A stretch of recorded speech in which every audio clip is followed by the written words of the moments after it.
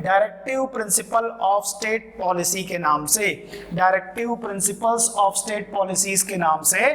तो directive principle of the state policy को हिंदी में कहते हैं, पहले बात तो ये है क्या, ये भारत के संविधान के पार्ट 4 में है, ठीक। It is in the part 4 of the Indian constitution, और इसको हिंदी में बोलते हैं नीति निदेशक, निर्देशक नहीं है, नीति निदेशक तत्व, नीति निदेशक तत्व। आदर्श के तौर पे ये कहां से लिया गया है, ये आयरिश कॉन्स्टिट्यूशन या आयरलैंड से लिया गया है। तो ये Ireland is the source, Ireland से लिया गया है, द आयरिश सोर्स या Irish element in the Indian constitution. अगर हम बात करें पार्ट 3 की, मतलब फंडामेंटल राइट की, तो वो भारत में पॉलिटिकल जस्टिस देता है। और अगर हम बात करें पार्ट 4 की, तो ये सोशल और इकोनॉमिक जस्टिस देता है, अर्थात भारत में सामाजिक और आर्थिक न्याय देने वाला जो भाग है, ये भारत के संविधान का पार्ट 4 है, जिसमें आर्टिकल 36 से लेकर के आर्टिकल 51 तक के आर्टिकल मेंशन्ड हैं। भारत का संविधान की कई ऐसे एलिमेंट्स हैं जो इसलिए आए हैं क्योंकि फ्रीडम स्ट्रगल के दौरान हमारे नेताओं ने इस बात को महसूस किया कि ये होना चाहिए, पंचायतें बननी चाहिए, गो हत्या पर रोक लगना चाहिए। लेकिन जब भारत जब आजाद हो गया और भारत का संविधान बन करके तैयार हो गया, तब भारत के सरकार की प्रायोरिटीज बहुत ज्यादा थी, लायबिलिटीज कहना चाहिए, प्रायोरिटी नहीं, लायबिलिटीज बहुत ज्यादा थी। तो उसको ऐसे चीजों को आइडेंटिफाई करना कठिन था कि किनको हम पॉलिसी मेकिंग में रखें और किनको हम मैंडेटरी पॉलिसी मेकिंग में ना रखें। तब भारत के संविधान के इन आदर्शों को भारत के संविधान का लोक कल्याणकारी राज्य का सपना कहा गया, ठीक। तो आपको कहेगा कि कौन सा भाग जो है भारत को एक कल्याणकारी राज्य बनाता है, कल्याणकारी राज्य या वेलफेयर स्टेट की संकल्पना भारत के संविधान के भाग 4 में दी गई है, आर्टिकल 36 से लेकर के आर्टिकल 51 तक। सिद्धांतवादी, आदर्शवादी संकल्पनाएं और गांधीवादी संकल्पनाएं, गांधीवादी आदर्श आपको भारत के संविधान के किस भाग में दिखते हैं, तो आप बताना भाग 4, आर्टिकल बोलेगा तो कहां से कहां तक, 36 से लेकर के 51 तक। तो भारत के लोगों को कैसी जीवन शैली को जीने के लिए सरकार मदद करे, उसके लिए नीति निर्माण के दौरान, मतलब इसका पर्पस ये नहीं है कि आप तत्काल रूप से उनको ये चीज मुहैया करा दें, क्योंकि सरकार की लायबिलिटीज बहुत अधिक हैं, इसलिए ये कहा गया कि सरकार दे सके या ना दे सके ये बात अलग है, लेकिन इन आदर्शों का ध्यान नीति निर्माण के दौरान इन आदर्शों का ध्यान रखा जाए। बनाने वालों ने भी जाना कि ये आदर्शवादी आदर्शों का ध्यान रखा जाए। इसलिए सरकार की ये जिम्मेदारी होगी कि वो कोशिश करे कि अगर वो नीति निर्माण में इन चीजों को शामिल कर सकती है तो करने का वो क्या करे, प्रयास करे। रिसोर्स अगर नहीं है तो ये आप इसके खिलाफ, सरकार के खिलाफ कोर्ट नहीं जा सकते। Directive principle of state policy जो है, in contrast with fundamental right, यहां पर मैं फिर से 2 बातें कहूंगा कि डीपीएसपी के आदर्शवादी सिद्धांत को अगर सरकार लागू ना कर पाए तो ये non foreseeable by the law है, तो ये non foreseeable bye the court of law है, मतलब ये न्यायालय द्वारा प्रवर्तनीय नहीं है। मतलब अगर डीपीएसपी आर्टिकल 36 से 51 के आर्टिकल में दिए गए प्रोविजन को लेकर के कोई व्यक्ति कहता है कि मैं कोर्ट में जाऊंगा और सरकार को कोर्ट में घसीटूंगा क्योंकि मेरे को जो है वो ये चीज नहीं मिल पाई जो डीपीएसपी में दिया हुआ है, तो कोर्ट कहेगा कि these are non forcible by the court of law. और दूसरा चीज पॉजिटिव इन नेचर है, पॉजिटिव इन नेचर है। तो ये टेबल में हम सीधा कंपेयर करते हैं कि फंडामेंटल राइट जो पार्ट 3 था 12 से लेके 35, इसका नेचर बिल्कुल उलट था, और directive principle of state policy जो पार्ट 4 में है 36 से लेकर के 51 तक, ये जो सेक्शन है ये बिल्कुल दोनों के एक दूसरे के कंट्रास्ट में आपको दिखाई दे रहे हैं। क्यों?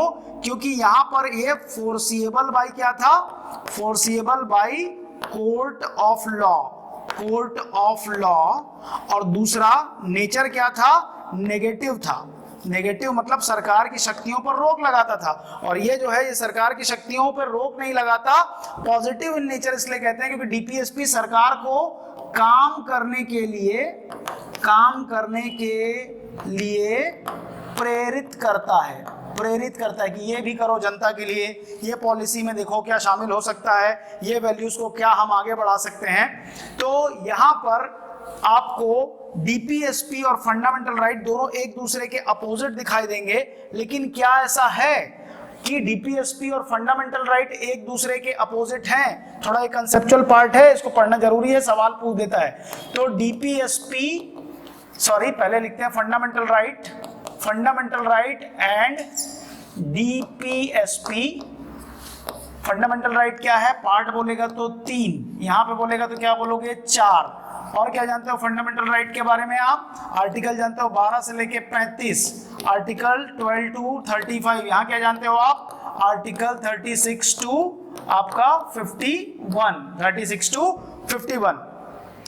क्या ये दूसरे के विरोधी हैं? एक दूसरे के विरोधी हैं जैसा भी कहा, तो ये विरोधी नहीं है। तो क्या है? दे सप्लीमेंट ईच अदर, ये एक दूसरे के पूरक हैं। पूरक कैसे हैं? पूरक ऐसे हैं कि इतने अधिकार जो है ये एफआर दे रहा है, फंडामेंटल राइट, ठीक। अब इसके बाहर का एक मैं सर्कल खींचता हूं जो है DPSP, directive principle of state policy, कि अगर सरकार के पास शक्ति आए, रिसोर्सेस आए, तो नीति निर्माण में ये भी चीज शामिल होगा। तो ये है, ये राइट्स को ऐसा गोले से दिखा दिया हमने, और यहां पर जो है इसको क्रॉस से दिखा दिया, ठीक है, क्रॉस से दिखा दिया। तो डीपीएसपी वाला क्रॉस है, फंडामेंटल राइट वाला सर्कल है। तो ये तो देना ही होगा। ये देने के लिए डीपीएसपी वाले अधिकारों को देने के लिए या डीपीएसपी के अंतर्गत दी गई व्यवस्था को करने के लिए सरकार अपने रिसोर्सेस को टटोलेगी, और अगर सक्षम है तो वो करने का वो सरकार क्या करेगी, प्रयास करेगी। तो फंडामेंटल राइट तो पहले दिन से क्लियर था, लेकिन धीरे धीरे जैसे जैसे सरकार की शक्तियां बढ़ी, जो चीजें डीपीएसपी में थी वो चीजें फंडामेंटल राइट में चली गई। इसलिए ये विरोधी नहीं है बल्कि एक दूसरे के पूरक हैं। एक समय में ऐसा होगा कि जितने कुछ आदर्शवादी सिद्धांत, मतलब आदर्शवादी सिद्धांत मतलब गांधीवादी सिद्धांत हो गया, आदर्शवादी सिद्धांत हो गया, सामाजिक आर्थिक न्याय की संकल्पना हो गई, वो सारी चीजें धीरे धीरे जो है वो फंडामेंटल राइट के अंदर आती चली जाएंगी। अब मैं ये इसलिए कह रहा हूं क्योंकि शिक्षा का अधिकार, शिक्षा का अधिकार ये पहले था डीपीएसपी में, directive principle of state policy में, और इसका आर्टिकल जो था ये आर्टिकल था 45, ठीक। आज की डेट पे शिक्षा का अधिकार 86 कॉन्स्टिट्यूशनल अमेंडमेंट 2002 से भारत के संविधान के आर्टिकल 21A के अंतर्गत अब एक फंडामेंटल राइट हो गया है। तो शिक्षा का अधिकार कानून नहीं था, मतलब कानून जो था, प्रोविजन जो था, ये पहले डीपीएसपी में था, मतलब पहले यहां कहीं पे था। अब राज्य की शक्ति बढ़ी, शिक्षा के अधिकार के अंतर्गत कानून बना, और जब कानून बना तो 86 कॉन्स्टिट्यूशनल अमेंडमेंट ने इसको भेज दिया फंडामेंटल राइट के अंतर्गत अंडर आर्टिकल 21A शिक्षा का अधिकार कानून। ये केवल इसके लिए नहीं हुआ है बल्कि पंचायती राज के लिए भी हुआ था। पंचायत का गठन या पंचायतों का गठन ओरिजिनल कॉन्स्टिट्यूशन में आर्टिकल नंबर 40 में वर्णित है कि राज्य यह प्रयास करेगा कि पंचायतों की सुनियोजित व्यवस्था का गठन करे। अब 73rd अमेंडमेंट ऑफ 1993 से पंचायती राज को कॉन्स्टिट्यूशनल दर्जा दिया गया और अब वो एक कॉन्स्टिट्यूशनल फ्रेमवर्क के अंतर्गत जो है वो डील किया जाता है। तो जैसे जैसे राज्य की शक्ति बढ़ेगी, फंडामेंटल राइट और जो डीपीएसपी है ये एक दूसरे में लैप्स हो जाएंगे और जो फंडामेंटल राइट का जो दायरा डीपीएसपी का जो दायरा है ये टूवर्ड्स बढ़ने लगेगा किसके, आपका फंडामेंटल राइट के। और आज का डीपीएसपी आने वाले समय का फंडामेंटल राइट जो है वो बन जाएगा। तो फंडामेंटल राइट और डीपीएसपी एक दूसरे के अगेंस्ट नहीं है या विपरीत नहीं है, बल्कि एक दूसरे के क्या है, पूरक है। तो फंडामेंटल राइट पार्ट 3 के अलावा जब हम directive principle of state policy के अंतर्गत आते हैं तो directive principle of state policy जो है आपका, ये भारत में सामाजिक आर्थिक न्याय की संकल्पना को दिखाता है, ये भारत में गांधीवादी आदर्शों की संकल्पना को दिखाता है। तो भारत में सामाजिक न्याय, आर्थिक न्याय, ठीक, प्रगतिशील विचार, the progressive thought in Indian society, इन सारी चीजों को प्रमोट करने वाले लॉ को बनाने का सरकार जो है वो प्रयास करेगी। डीपीएसपी और फंडामेंटल राइट दोनों सरकार की जिम्मेदारी है। Fundamental right forcible by the nature है और negative forcible by the law है और नेगेटिव इन नेचर है, जबकि डीपीएसपी जो है ये non forcible by the law है और पॉजिटिव इन द नेचर है। ये सरकार को प्रेरित करती है कि राइट टू फूड भी दे दो लोगों को, राइट टू एजुकेशन भी दे दो, पंचायत भी दे दो, गौवंश का संरक्षण भी कर दो, अपने स्मारकों को मेंटेन भी कर दो, गरीब लोगों को जो न्याय है वो दे दो, फ्री लीगल एड दे दो। इस तरीके की बातें जो हैं आदर्शवादी सिद्धांत जो है वो भाग 4 में दिए गए हैं।